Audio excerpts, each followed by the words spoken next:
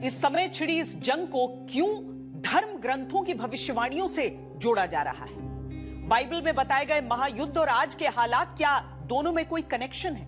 इस्लाम में आखिर के समय की जंगों में और इस युद्ध में क्या कोई समानता है, या फिर यह केवल एक भू राजनीतिक संघर्ष है जिसे रहस्य और आस्था का रंग दिया जा रहा है? जिस जंग में तबाही की नई कहानियां लिखी जा रही हैं, जिस जंग को अब्राहम की औलादें लड़ रही हैं, जिस जंग के केंद्र में एक ही शहर यरूशलेम, क्या इसी जंग की भविष्यवाणियां इन अलग अलग धर्मों में मौजूद है? क्या इसी जंग को इजराइल में दुनिया के खत्म होने की जंग कहा जा रहा है? क्या इसी को इजराइल की धार्मिक किताबों में एंड ऑफ टाइम्स कहा गया है? क्या इसी युद्ध को बाइबल में आर्मगेडोन कहा गया है? क्या ईसाई धर्म में इसी युद्ध का जिक्र आया है? क्यों इसी युद्ध के आसपास ही तीनों धर्मों में उनके मसीहाओं के आने की एक जैसी भविष्यवाणियां हैं?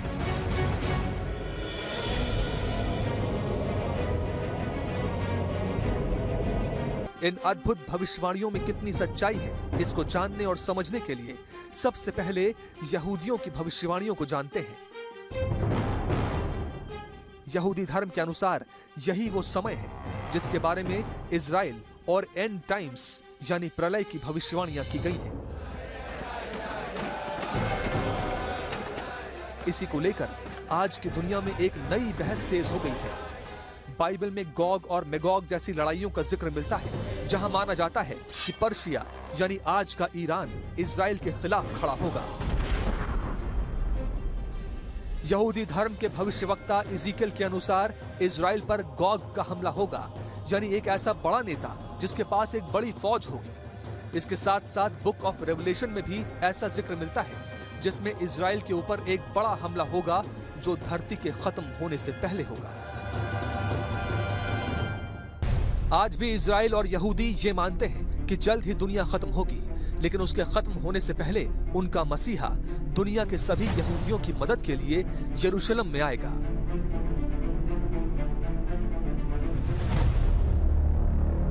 आधुनिक युग में इन भविष्यवाणियों को शक के दायरे में रखा जा सकता है, लेकिन यह भी अद्भुत है कि इजराइल के प्रधानमंत्री बेंजामिन नेतन्याहू खुद अपने कई भाषणों में इसका जिक्र कर चुके हैं। वो इस युद्ध को मसीहा के आगमन से जोड़कर देखते हैं। नेतन्याहू के इस यकीन के पीछे वजह क्या है? क्यों वो ये मानते हैं कि ये वही युद्ध है जिसका जिक्र यहूदियों की किताबों में मिलता है?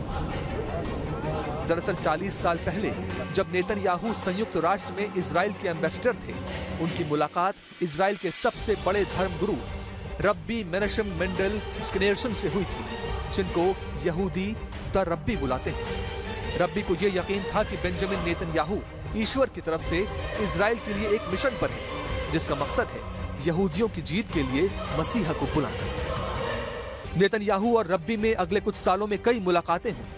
पहली बार पार्लियामेंट में आने के बाद नेतन्याहू ने रब्बी से मुलाकात की। सुनिए रब्बी ने उनसे क्या कहा। अद्भुत है कि अगली बार जब दोनों की मुलाकात हुई तो रब्बी ने नेतन्याहू से भविष्यवाणी को पूरा करने की वकालत कर डाली। इस मुलाकात के बाद कहा जाता है कि रब्बी ने नेतन्याहू के पीएम बनने की भविष्यवाणी की। उन्होंने कहा कि वो इजराइल के आखिरी प्रधानमंत्री होंगे और फिर नेतन्याहू ही मसीहा के आने का मार्ग प्रशस्त करेंगे। रब्बी की पहली भविष्यवाणी सच हुई और 1996 में नेतन्याहू पीएम बन गए। अब नेतन्याहू खुद इस युद्ध को जीतकर मसीहा के आने का जिक्र बार बार अपने भाषणों में करते हैं। वाकई ये अद्भुत है कैसे हजारों साल पहले की गई भविष्यवाणियों के सच होने के दावे आज किए जा रहे हैं और करोड़ों लोग इसको अविश्वसनीय तरीके से सच मानते भी हैं।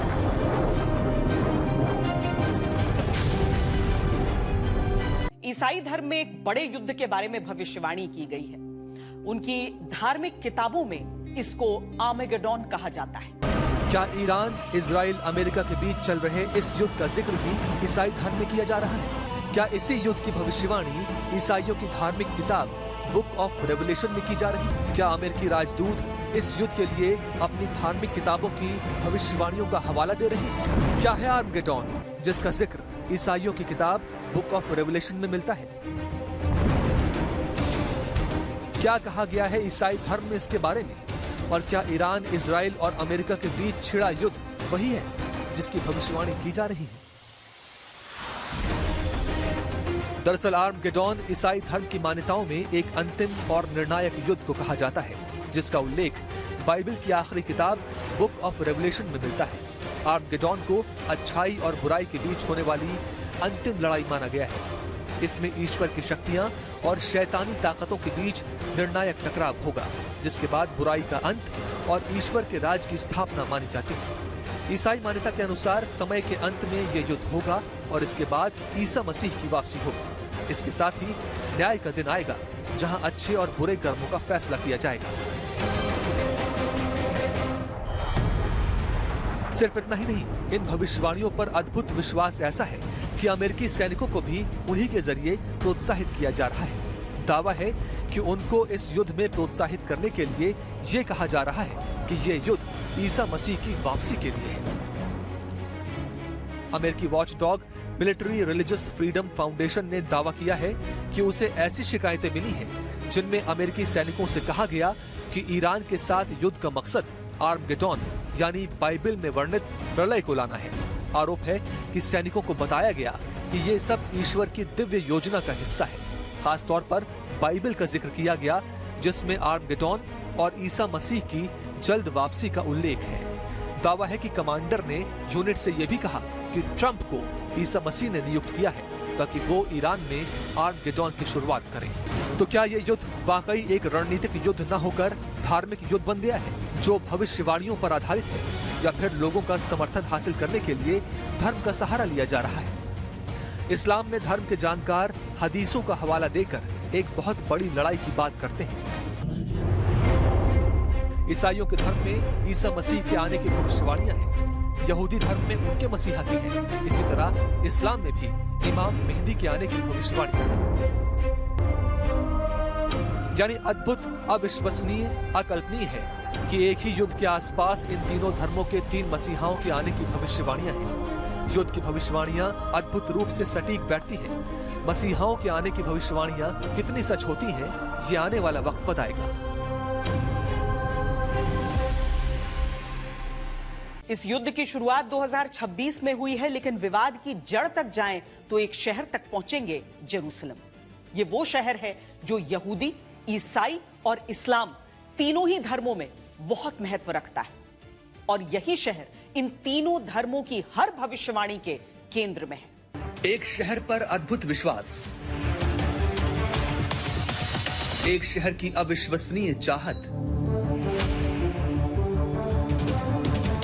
एक शहर के लिए अकल्पनीय युद्ध। जंग का बारूद इजराइल, ईरान, खाड़ी देशों में उड़ रहा है, लेकिन जंग की पृष्ठभूमि में है 35 एकड़ धरती पर एक बिंदु जैसा टिका जेरूसलम।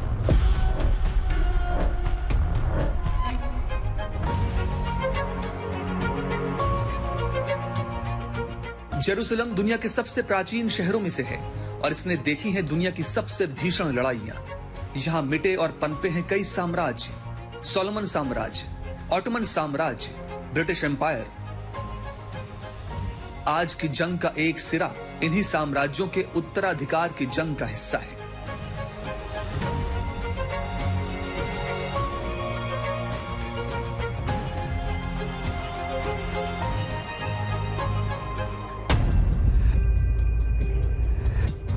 यह सिर्फ एक संयोग ही है कि जो जेरूसलम यहूदी, इस्लाम और ईसाई धर्म के लोगों को बांटता है, उनके बीच संघर्ष की स्थितियां पैदा करता है।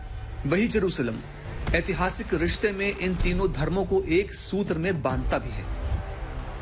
जेरूसलम की गलियों से होकर एक इतिहास निकलता है और वो तीनों धर्मों को एक धर्म में समेट देता है। मैं इस समय जेरूसलम में हूँ, वो भूमि जिसे पृथ्वी पर सबसे पवित्र जगहों में से एक होने का दर्जा प्राप्त है। 3 धर्मों की आस्था यहाँ पर है। जो मेरे पीछे आप हिस्सा देख रहे हैं, ये वेस्टर्न वॉल का हिस्सा है जहाँ पर यहूदियों की परम आस्था है।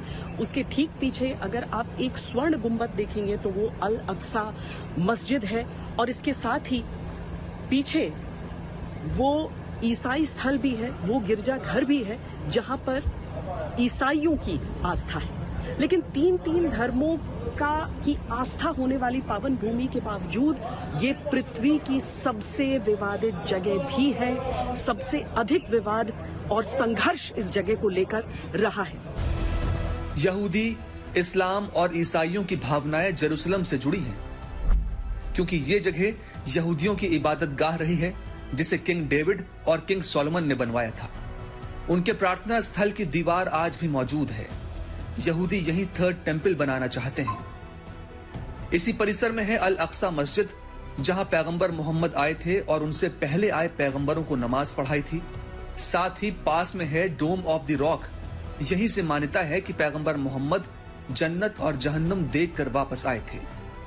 इस लिहाज से ये इस्लाम के लिए भी पवित्र भूमि हुई। यहीं पर है church of the Holi sculpture. मान्यता है कि यहां ईसा मसीह को दफनाया गया था।